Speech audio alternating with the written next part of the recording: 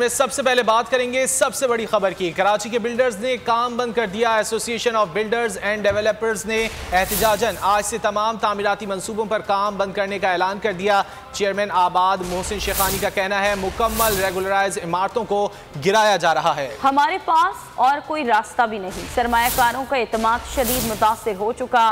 Buildings में रहने वाले लोग अब खौफजदा हैं। बिल्डिंग का इजाज़तनामा चेक करना सिर्फ हुकूमत का काम है। तामीराती शोबे को कराची में साइड लाइन कर दिया गया। इदारे अपने फैसलों पर नजरसानी करें। जितने भी हमारे कारोबार कराची में हैं, कल से हम उसको बंद करने जा रहे हैं। जितनी भी साइडें हैं हम कराची में बंद करने जा रहे हैं। जितने भी हमारे अप्रूव प्रोजेक्ट है उनको बंद करने जा रहे हैं। इसकी वजह यह है कि अप्रूवल्स जितने भी लिए हुए हैं उसको कोई इदारे मानने के लिए तैयार नहीं है। और उससे एक आम आदमी को जिन्होंने वो प्रोजेक्ट में अपार्टमेंट लिए हुए हैं या वो जो रह रहे हैं, हर आदमी खौफजदा है कि क्या ये बिल्डिंगें उनकी टूट जाएंगी। नस्ला टावर और तिजौरी हाइट्स को गिराने की कार्रवाई जारी है। कमिश्नर कराची इकबाल मेमन ने इन्हिदामी कार्रवाई का मुआयना किया। इस मौके पर कमिश्नर कराची का कहना था कि सुप्रीम कोर्ट के अहकामात पर नस्ला टावर और तिजौरी हाइट्स पर इन्हिदामी कार्रवाई मुकम्मल की जाएगी। कमिश्नर कराची आज सुप्रीम कोर्ट कराची रजिस्ट्री में रिपोर्ट पेश करेंगे। नस्ला टावर और तिजौरी हाइट्स को गिराने की कार्रवाई जारी है। कमिश्नर कराची इकबाल मेमन ने इन्हिदामी कार्रवाई का मुआयना किया। इस मौके पर कमिश्नर कराची का कहना था कि सुप्रीम कोर्ट के अहकामात पर नस्ला टावर और तिजौरी हाइट्स पर इन्हिदामी कार्रवाई मुकम्मल की जाएगी। कमिश्नर कराची आज सुप्रीम कोर्ट कराची रजिस्ट्री में रिपोर्ट भी पेश करेंगे। पेट्रोल बहरान खत्म हो गया। अवाम के लिए बड़ी खुशखबरी। पेट्रोलियम डीलर्स मान गए, हुकूमत से मुज़ाकरात कामयाब, हड़ताल खत्म कर दी गई। डीलर्स एसोसिएशन ने कराची में प्रेस कॉन्फ्रेंस करते हुए ये बताया कि हुकूमत ने 99 पैसे मार्जिन बढ़ाने की यकीन दहानी करा दी है, जिसके बाद मार्जिन फी लीटर 4 रुपये 90 पैसे हो जाएगा। पेट्रोलियम डिवीजन ने 6 माह बाद डीलर्स मार्जिन का जायजा लेने की यकीन को तकलीफ हो और हमने वो करके दिखा दिया कि हमारी एसोसिएशन जो है वो पक्की पाकिस्तानी है। अब हमको तकलीफ नहीं दे रहा। 4.4 पे हमने एग्री कर लिया कि परसेंटेज पे, और क्योंकि हम उन्होंने कहा ये हम एक्सेप्ट नहीं करते, हमने कहा हमें देर हो रही है, हमने स्ट्राइक कॉल ऑफ करनी है, इस वजह से हमने एग्री कर। ये अभी जो उन्होंने दिया है ईसीसी में भेज रहे हैं वो तो अभी मिलेगा, और उसके बाद इन्होंने कहा है कि हम जून 2000 के हम 6 महीने के अंदर आहिस्ता आहिस्ता पूरा कर दें। पहले महीने में 1 रुपया दिया ना, अभी जो हमारे स्ट्राइक से पहले दिया उन्होंने, मगर ऑफिशियली हमें मिला नहीं। जी यकीनदानी मिली है। अगर यकीनदानी नहीं हुई तो हम कॉल ऑफ क्यों करते? नहीं, उस पर देखिए हम कोई सियासी लोग नहीं है कि हम अब पेट्रोल की कीमत बढ़ी है, आटे की कीमत बढ़ रही है, सबके हम कहें कि भैया ये क्यों बढ़ रही है। ये तो अवाम का, उन अदारों का काम है जो और सियासी लोगों का। हम अपना डिमांड की बात कर रहे हैं, एक पॉइंट की, हम इसका उसमें पड़ जाते तो हमारा लिए बड़ा मसला खड़ा हो जाए। 6% तो हमने फॉरगॉन कर दिया। म्यूचुअली एग्रीड है। मिनिस्ट्री ऑफ पेट्रोल पंप्स बंद होने से दिन भर अवाम मुश्किलात से दो चार रहे। लोग मोटरसाइकिलों को धक्के लगाते रहे। रिक्शा, टैक्सी ट्रांसपोर्ट मिलना मुहाल हो गया। एम्बुलेंस सर्विस भी मुतासिर रही। छिपा फाउंडेशन ने 50% एम्बुलेंसेज खड़ी। लेकिन दिन भर अवाम अजियत में मुब्तला रहे। शहर इक़्तिदार से शहर हिकायत तक पेट्रोल नायाब रहा। इस्लामाबाद के बेशतर पंप्स को तनाते लगाकर बंद कर दिया गया। 3 करोड़ अहले कराची लोग पेट्रोल की तलाश में घरों से निकले। जा बजा बंद पड़े पंप्स उन्हें मुंह चढ़ाते रहे। गाड़ियां सड़कों पर बंद हो गईं। लोग मोटरसाइकिलों को धक्के लगाते रहे। ऑफिस जाते हैं जो घर से निकलते किसी काम के लिए, उनके लिए बहुत ज़रूरी है, और पेट्रोल एक बेसिक नीड है आज के ज़माने में। और पंप बंद होने की वजह से तो हम सब परेशान हैं, पूरी आवाम परेशान है। ये जो चोर चोर खेल रहे थे, ये चोर है, वो चोर है, ये चोर है, आप तो बिल्कुल साफ सुथरे हो ना, सादिक और अमीन हो भाई। आपने हुकूमत ने आवाम के लिए क्या किया? बस सिर्फ परेशानियां ही दी है और कुछ भी नहीं दिया।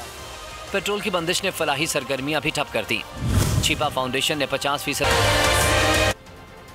पाकिस्तानी अवाम के लिए 3 अच्छी खबरें हैं। फवाद चौधरी ने ट्वीट में ये लिखा है कि पेट्रोलियम डीलर्स एसोसिएशन ने हड़ताल ख़त्म कर दी।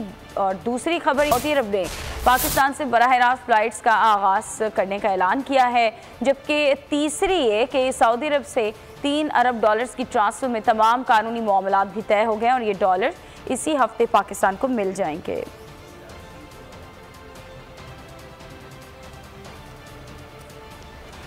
आगे बढ़ेंगे। सिंध हुकूमत का नया बल्दियाती निज़ाम कानूनी मुसव्विदा आज सिंध असम्बली में पेश किया जाएगा। मेयर को बाइख्तियार बनाने की तैयारी कर ली गई।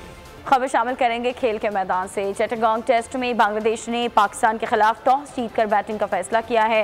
पाकिस्तान टीम की जानिब से दाएं हाथ के बैटर अब्दुल्ला शफीक अपने करियर का पहला टेस्ट खेलने जा रहे हैं। अब्दुल्ला शफीक आबिद अली के साथ इनिंग्स ओपन करेंगे और मैच के लिए पाकिस्तान टीम की प्लेइंग 11 में अब्दुल्ला शफीक, आबिद अली, अजहर अली, कप्तान बाबर आजम, मोहम्मद रिजवान, फवाद आलम, फ़हीम, अशरफ, हसन अली, साजिद खान, नुमान अली और शाहीन शाह अफरीदी शामिल हैं। बाएं हाथ के ओपनर इमामुल हक 12वें खिलाड़ी के तौर पर टीम का हिस्सा हैं। बांग्लादेश के खिलाफ 3 मैचेस की T20 सीरीज़ में ग्रीन शर्ट्स ने वाइट वॉश किया था। पाकिस्तान और बांग्लादेश के दरमियान सीरीज़ का दूसरा और आखिरी टेस्ट 4 दिसंबर से ढाका में खेला जाएगा। क्रिकेट एक्सपर्ट और तजियाकार साजिद खान। साजिद, बहुत शुक्रिया आपके वक्त का। साजिद, जैसा कि हमने देखा T20 मैचेस में पिचेस की वो क्वालिटी नहीं थी कि बैटिंग जो है वो जम के हो सके। आप क्या समझते हैं, टेस्ट मैचेस में कुछ मुख्तलिफ पिचेस मिलेंगी?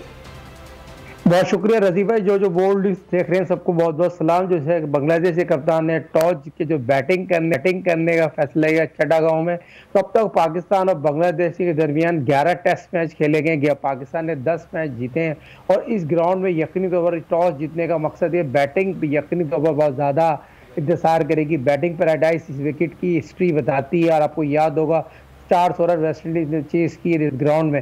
तो इस गेम की ग्राउंड की हिस्ट्री है, यकीनी तौर पर बहुत ज़्यादा बैटिंग विकेट होगी। जो भी टॉस जीता, अगर पाकिस्तान भी टॉस जीती तो बैटिंग करने को फैसला देती, और मगर पाकिस्तान का एज बहुत ज़्यादा हासिल है। अफरीदी यकीनी तौर पर ट्रम्प आउट होंगे। यहाँ पर नुमान बहुत आउटस्टैंडिंग बॉलिंग करते हैं, लेफ्ट आर्म स्पिनर, उनकी भी जितनी भी तारीफ की जाएगा। फ़हीम अशरफ टेस्ट मैच में वापस आए, वो भी बहुत शानदार ऑलराउंडर है। यकीनी तौर पर पाकिस्तान और बांग्लादेश का तो कोई मैच नहीं, मगर पाकिस्तान को यकीनी तौर पर बांग्लादेश को जल्दी आउट करना पड़ेगा। अपनी बॉलिंग स्ट्रेंथ से पूरी जाना पड़ेगा। साजिद खान नौजवान टैलेंटेड सीनियर ऑफ स्पिनर है, मगर आपने देखा है वो पाकिस्तान क्रिकेट टीम में बड़े बाबर ने बहुत दिल पे पत्थर रह के इमामुल हक जो सीनियर टेस्ट ओपनर थे उनको ड्रॉप किया। जो मेरे अपने जराए बताते हैं अब तक इमामुल हक खेल लेते, मगर जिस तरह आपने देखा इमामुल हक पाकिस्तान के सीजन टेस्ट ओपनर हैं, उनको मौका नहीं मिला। और जिस तरह नौजवान टेस्ट उसको कैप दे दी गई है, ये टेस्ट की खूबसूरती है, ये भी बताना बहुत ज़रूरी है। और 5 दिन का टेस्ट मैच जो रेड बॉल का खेला जाएगा, पाकिस्तान अपनी बॉलिंग स्ट्रेंथ से यकीनी तौर पर वेस्ट इंडीज़ को बांग्लादेश को आउट करने की पूरी सलाहियत रखती है। मैं यहाँ पर ये ज़रूर शाहीन शाह अफरीदी को बोलूँगा, बहुत शानदार फॉर्म में लगते हैं और टेस्ट मैच में जो क्वालिटी बॉलिंग करने की सलाहियत रखते हैं। मगर नुमान को यहाँ बहुत ज़्यादा बॉलिंग करनी पड़ेगी। लेफ्ट आर्म स्पिनर के अलावा बेहतरीन ऑलराउंडर है। तो पाकिस्तान क्रिकेट टीम का और बांग्लादेश का कोई मैच नहीं है, मगर टेस्ट मैच यकीनी तौर पर शुरू होगा। उसमें पाकिस्तान की जो बैटिंग और बॉलिंग और फील्डिंग पे बहुत ज़्यादा इंतजार है। मैं पाकिस्तान पे बहुत ज़्यादा फ़ख्र है। पाकिस्तान यकीनी तौर पर इस टेस्ट मैच में बेहतर से बेहतर कारकर्दगी दिखाने की सलाहियत रखते हैं। बिल्कुल, हम सबको ये उम्मीद है। अच्छा साजिद, अब्दुल्ला शफीक को ये जो मौका दिया गया है, डेब्यू करने जा रहे हैं और इनिंग ओपन करेंगे आबिद अली के साथ, इस फैसले को कैसे देख रहे हैं आप और कैसे प्लेयर हैं वो?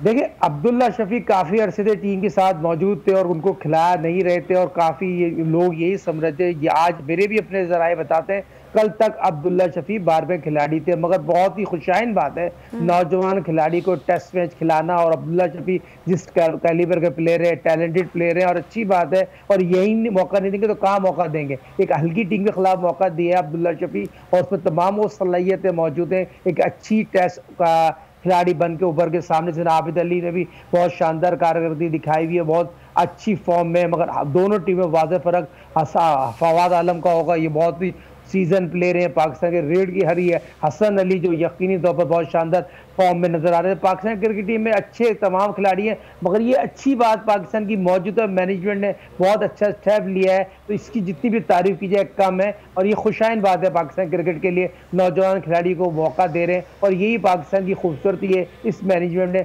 नौजवान खिलाड़ी को मौका देने का फैसला किया। अब्दुल्ला शफीक से उम्मीद करते हैं और बेस्ट ऑफ लक कहते हैं इनको, और लंबी इनिंग खेलें पाकिस्तान के लिए और खूब खेलें। अच्छा साजिद, अगर बॉलिंग लाइनअप की बात की जाए तो मोहम्मद अब्बास नहीं है, नई बॉल से अच्छी बॉलिंग करते हैं लेकिन उस तरह का पेस नहीं है, क्या इसी वजह से शामिल नहीं किया गया टीम में?